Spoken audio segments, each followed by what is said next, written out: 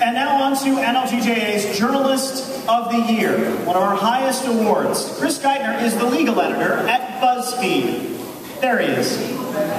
He's been there since just 2012. He is, as you probably know, already an award-winning reporter. He's covered the White House, he's covered Congress, he's covered the courts.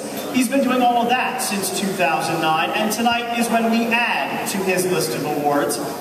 Because tonight, we talk about the work that was most recently submitted, and the judges said this.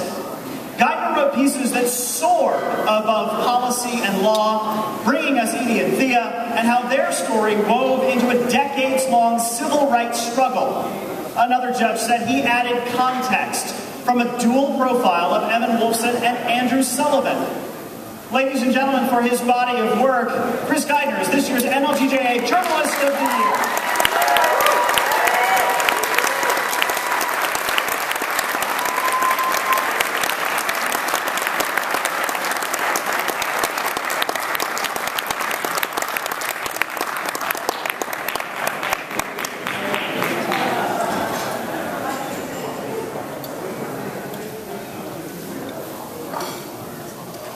Hi everybody, thank you so much to NLGJA for recognizing my work, recognizing the stories that I've had the privilege to tell over the past year, and really letting me join this community over the past 5 years. There are so many people in this room who have been covering these issues for decades, literally, and I really came about at the perfect time to do what it is that I have the ability to do with my background in the law, and I am so grateful every day that timing came together, and I think that all of us who are here today need to really stop and recognize the privileged time that we get to be doing this work. We are in a time that nobody reporting on these sorts of issues was ever in before. And there are two main reasons. Obviously, the LGBT community has had more successes at advancing equal rights than ever before in history. There have been incredible advances that have made it easier for us to do our jobs. And we had Jason Collins earlier today talking about the importance of authenticity.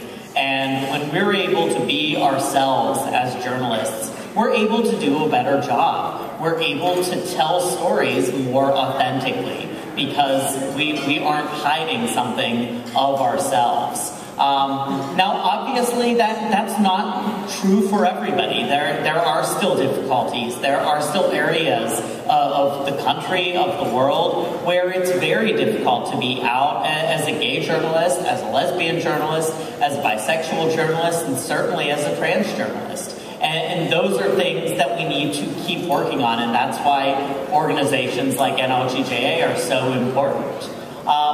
We're also really lucky that we get to do these jobs now because we have so much more out there to tell stories. We have so many more media forms to be able to tell stories. We're able to tell stories with video in an easier way than anybody ever was able to do. We're able to tell stories with pictures in a way that was much more expensive to do in the past. We're able to do all these things, and that also has major difficulties, and difficulties that the journalism industry is facing. But the more that we look at those as opportunities to tell better stories, the more we're going to be able to do. I am at my best as a journalist when I am telling somebody else's story, when I am able to get a story out there that people aren't going to hear otherwise. And that's something that's easier to do now than ever before. And I think if you just watched over the past 2 weeks, watch what happened in Ferguson, you can see, I mean, I was watching, I had like 3 or 4 different live streams that I was following before any major stations had cameras on the ground. And they were live streaming it, and I recognized, I don't know if anybody knows Tim Pool, who's now with Vice, but I recognized him because he had live streams during all of the Occupy stuff, and I knew that he was somebody who would be there and have things to pay attention to. And that's something that couldn't have happened before, and that we had such a high barrier of access to, that the number of stories were limited by the very few people who could have, as Captain Johnson said, the $50,000 camera there. But the final part is that there's also the fact that I am a white man, and I do have that added advantage of being able to get out and tell stories more easily. If you look at the people who have succeeded in this new environment, so many of them have still been white men. And even within the LGBT world, so many have been gay white men. You look at people who have had far more success than me. You look at Nate Silver. You look at Steve Kornacki. You look at Josh Barrow. All white men. We have work to do. And the thing that I'm really, really grateful to the fact that I'm at BuzzFeed is that there has been an intentionality. And it takes intentionality in order to get any diverse newsroom that's going to reflect the stories that still need to be told. If you do not do it intentionally, it's not going to happen. And it does take work, it does take time, it does take energy, and you're going to fuck up.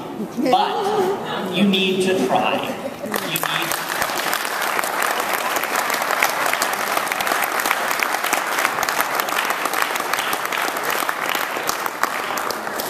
So, I am here today being able to tell stories in this new media environment where there are so many more opportunities available for the ways of telling stories, and it enables stories that just weren't told before, just even 4 or 5 years ago, to be told.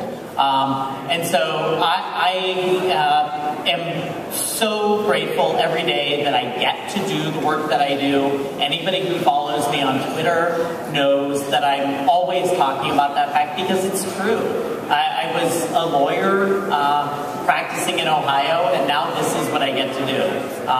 And so I am so grateful to accept this award, so thankful to NLGJA for all that you guys do to help us tell our stories. And thank you very much.